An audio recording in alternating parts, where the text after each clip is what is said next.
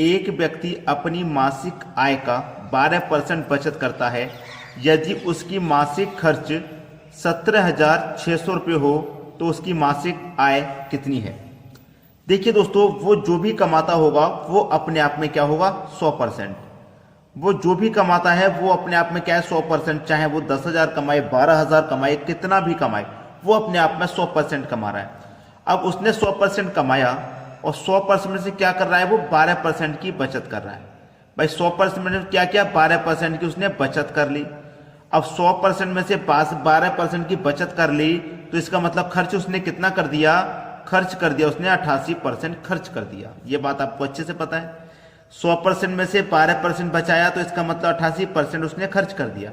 अब कह रहा है कि उसका मासिक खर्च 17,600 रुपये है।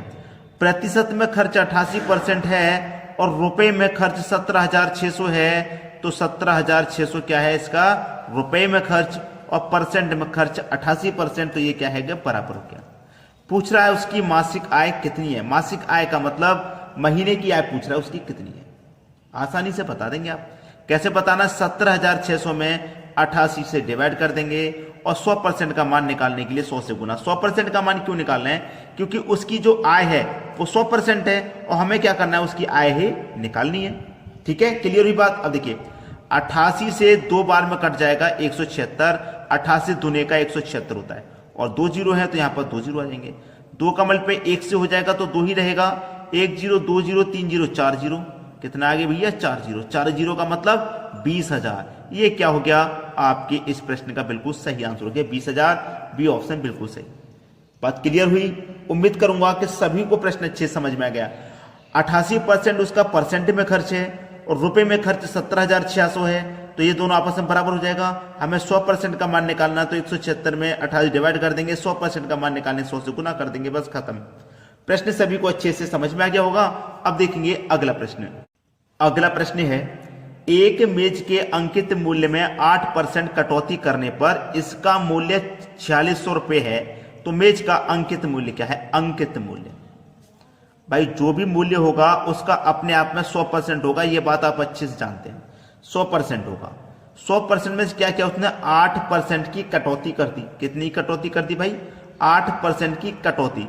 कटौती का मतलब क्या होता है, कमी होता है, कमी। 8% की उसने कमी कर दी।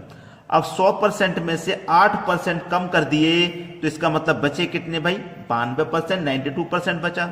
यहां पर कितना बचा भाई, 92% बचा और यहां पर इसका मूल्य कितना बचा, 4600 रुपये बचा। तो 92% बराबर कितने के हो जाएगा भैया, 4600 के हो जाएगा कि नहीं हो जाएगा भाई। यहां पर 8% की जब कमी कर दी तो 92% बचा और रुपए में इसका मूल्य 4600 बचा, तो 92% बराबर 4600। आपसे पूछ रहा है कि अंकित मूल्य, अंकित मूल्य मतलब 100% का मान, तो क्या करेंगे 4600 में 92 से डिवाइड कर देंगे। 100% का मान निकालने के लिए 100 से गुना कर देंगे, आंसर आ जाएगा। 46 से कम 46 कटेगा, 46 दूने का 92 और ये 2 जीरो है तो इसका मतलब ये 100 बार में कटा। ठीक है, 2 से 100 कटेगा 50 बार में और 50 का मल्टीप्लाई 100 से कर दो। 5 का गुना 1 से करूंगा 5 रहेगा। 1 जीरो, 2 जीरो, 3 जीरो लग जाएंगे।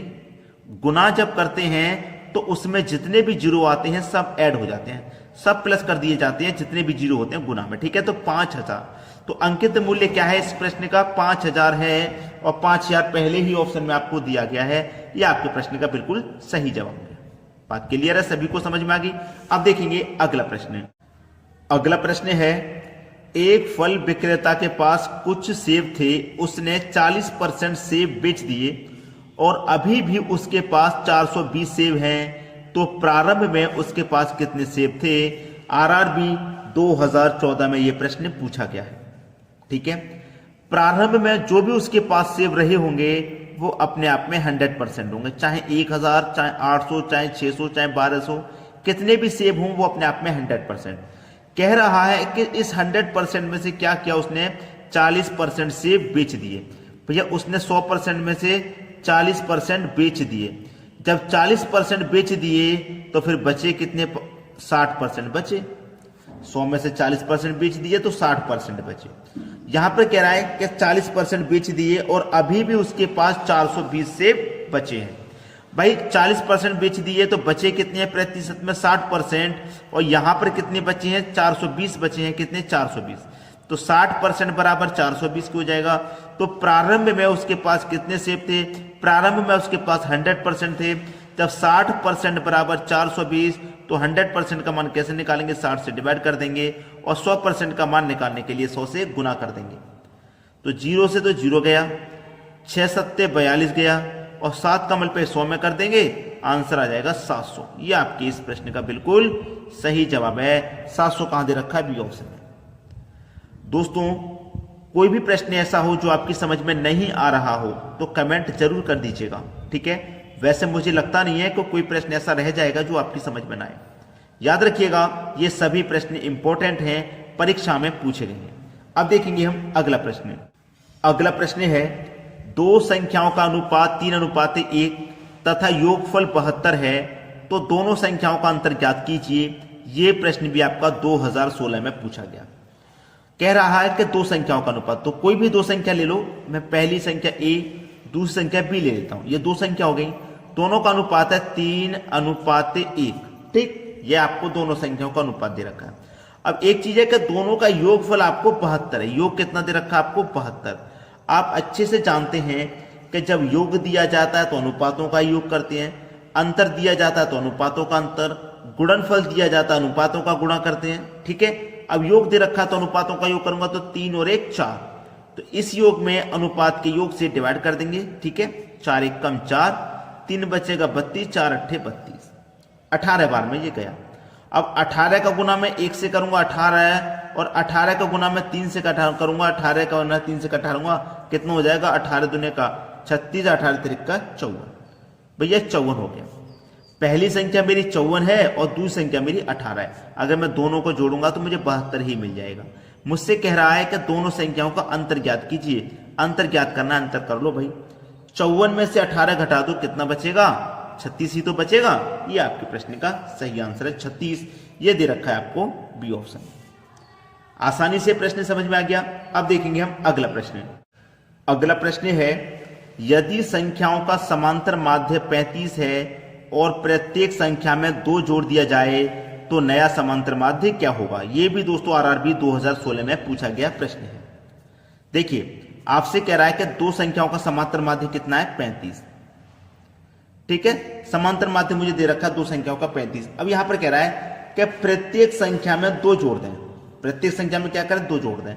तो इसका मतलब जो समांतर माध्य हमारा, उसी में हमें क्या करना है? 2 जोड़ देना है। तो 35 में 2 जोड़ दूंगा, कितना हो जाएगा? 37 हो जाएगा।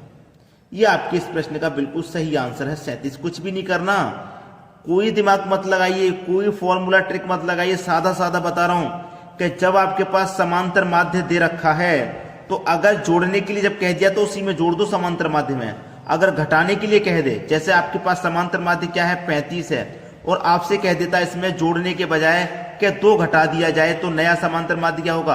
अगर घटाने के लिए कह दिया जाए तो जो आपके पास समांतर माध्य है उसी में से घटा देंगे आप 2, ठीक है। तो 35 में से 2 घटा दूंगा तो 33 आंसर हो जाएगा, घटाने की अगर बात करेगा तो। और जोड़ने की बात कर रहा है तो 37 आंसर हो रहा है। जो आपको करना है वो समांतर माध्य में ही जोड़ देना है, और घटाने की बात कहे तो समांतर माध्य में से ही घटा देना है। बात क्लियर हो गई। आज के बाद इस प्रश्न को आप कभी भी गलत नहीं करेंगे। वीडियो कैसा लगा उसके लिए आपको दोस्तों कमेंट करना है, ठीक है। बात समझ में आ गई? आपको कमेंट करना है वीडियो कैसा लगा, ये बात आपको कमेंट बॉक्स में बतानी है। और वीडियो अगर पसंद आ गया है तो लाइक करके जरूर जाइएगा, लाइक करके जरूर जाइएगा वीडियो पसंद आया तो, ठीक है दोस्तों। धन्यवाद।